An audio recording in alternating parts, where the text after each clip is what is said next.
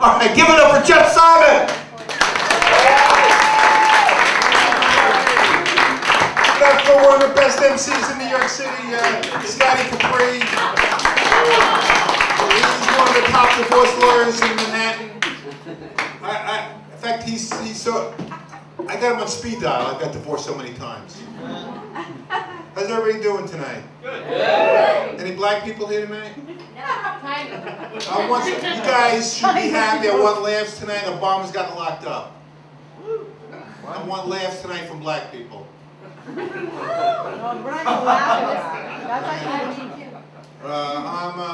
Scotty said, I'm a Jew from New York. I try to fast today on Yom Kippur, but unfortunately, I'm addicted to Chinese food. I made it to lunch. I'm also addicted to bagels and lox and weed. My favorite period of Jewish history is 4,000 years ago when the Jews were wandering around the desert trying to find the Upper East Side or the 5 towns. But they pissed off God. They pissed off God and he made them settle in a place surrounded by Arabs. I'm not religious. I don't believe in the afterlife. But I do believe we go to a better place. Anything's better than this living hell. I'm sorry, I had a bad day today. God. Really fucking bad. I was born in Brooklyn. Anybody from Brooklyn here? Yeah, Brookdale Hospital I was born in. It used to be known as Bethel, but they changed the name in '42 when Hitler was winning the war. Does anybody ever hear of World War II here? No, what fucking crap this is. Can you stop the taping in this show? This is fucking getting ridiculous here. I grew up in the '50s. I was a big baseball fan. Any baseball fans here? All right. My favorite Jew on the Yankees was the general manager. They didn't get a Jew until the '70s. You believe that? His name was Ronnie Bloomberg. The only problem was Mayor Bloomberg was better ball player than this guy. And there are 2 types of Jews in this world: real and wannabe. You know, real are like if you have a Mercedes, a Beamer, a Lexus, summer house in the Hamptons, or seasons tickets to the Knicks or the Rangers. You're a real Jew. Any real Jews here? I didn't think so. If you're not a real Jew, you're a wannabe Jew, like I am. I came close. I was knocking on a door like a few times, but I never made it. I never made it. You know, my biggest regrets in life.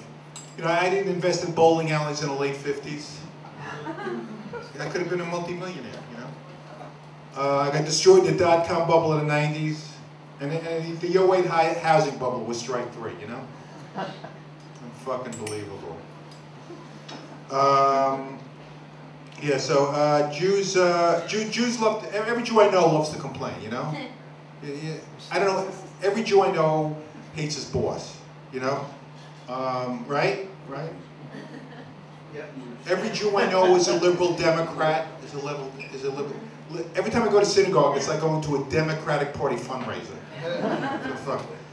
And Jews are terrible politicians, you know? Like Schmuck Schumer, I don't know if you ever heard of Senator Schmuck Schumer. Anthony Weiner, Elliot Spitzer. The one thing about Spitzer, he's not the only Jew that likes going to movies. And but Jews love to get dressed up for the holidays, you know. Jews love to get dressed up. But if a Jew is not going to synagogue or to work, he will dress like a homeless person. I know this guy. He's been wearing a Nobody Beats the Wiz t-shirt every weekend for the last 20 years. Fucking weird, you know? All right, this crowd is warming up, all right. Keep the tape rolling, JJ, will you please? Let's see here, yeah, I have 3 kids. Anybody, you people young, don't have kids. Do not have kids. I'm telling you. Anybody have kids here? They're a pain in the ass, I'm telling you. Especially my oldest daughter. She asked me the other day, am I like my 5-year-old daughter? Her name is Megan. I said, no way. Megan is normal and happy. You would never have me. I mean, the only time you were happy is when I bought you a present, and that lasted for 5 minutes. Then I'd have to go out and buy you another present. This lasted for 20 years. You believe this shit? And then she was a straight A student in college, you know, magna cum laude, you know. But you know how she got the? But if she wasn't getting an A, she would drop the course. She would drop the course or take it incomplete. This happened like 15 times, you know. I said, what the hell's wrong with a B once in a while, you know? What the fuck is going on? And then she has three kids. She has 3 kids. And these kids are great, but she didn't want to have kids. And like she leaves them with the housekeeper. She runs out all day. She can't stand being in the house with these kids. And the only problem is, and her best friend is having a baby. I said, holy shit. I said to her the other day, you are not having another kid. There's no effing way you're having another kid. And she says, what the hell are you yelling for, you know? Kids are unfucking believable, you know? I'm telling you, don't have kids. And then I'm a pharmacist. I work for Rite Aid. Anybody ever go to Rite Aid here? Yeah, I had to cover this Rite Aid in Jersey the other day.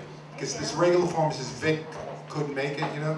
So all the people were calling up, especially the old ladies. They wanted Vic, you know? I want to speak to Vic. I need Vic. After 3 hours, I couldn't take it anymore. So finally, this old lady calls up and says, can I speak to Dr. Vic?